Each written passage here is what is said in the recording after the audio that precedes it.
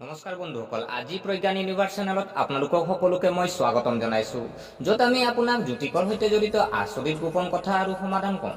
আজি আমি লৈ আহিছোঁ মহাশিৱৰাত্ৰিত ভগৱান ভোলেনাথৰ আশীৰ্বাদত এই চাৰিটা প্ৰিয় ৰাশিৰ সোণালী সময় আৰম্ভ হ'বলৈ গৈ আছে।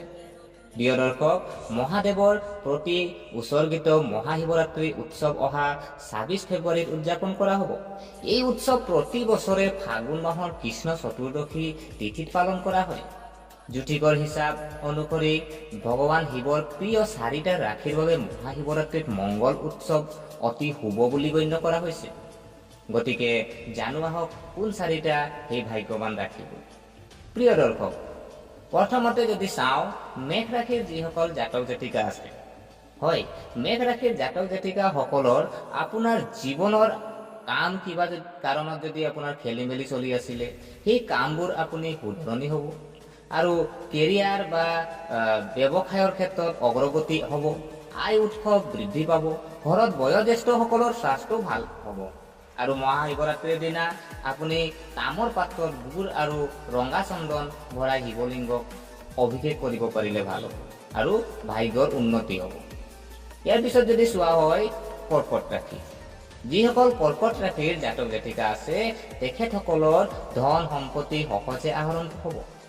আপোনাৰ মূৰত ঋণৰ যি বোজা কমি যাব। যদি আপোনাৰ ঋণৰ বোজা আছে, তেতিয়া আপোনাৰ মূৰৰ ঋণৰ বোজা কমিবলৈ গৈ আছে আৰু আপোনাৰ খৰচ কমি যোৱাৰ সম্ভাৱনাও আছে।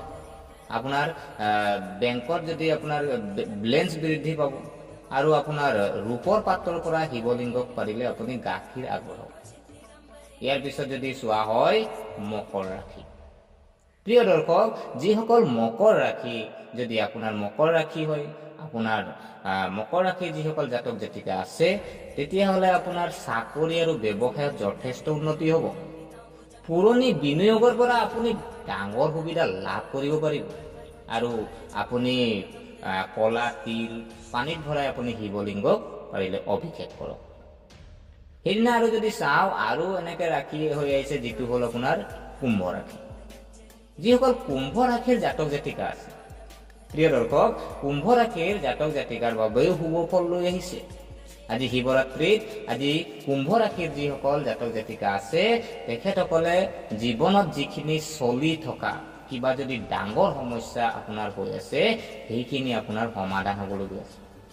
আপোনাৰ যদি ঘৰুৱাও যদি কিবা সমস্যা আছে বা মানসিক যদি আপোনাৰ চিন্তাৰ পৰা আপুনি সকাহ পাব বিচাৰিছে, সকাহ আপুনি পাব। যিখিনি যদি মানসিক কিছুমান যদি আপোনাৰ চিন্তা আছে, আৰু আপোনাৰ যদি বিবাহিত জীৱনত যদি কিবা বাধা আছে, সেইটোও কিন্তু মধুৰতা হোৱাৰ সম্ভাৱনা আছে আৰু আপোনাৰ টকাৰ লগত জড়িত সমস্যাবোৰো নাইকিয়া হৈ যাব।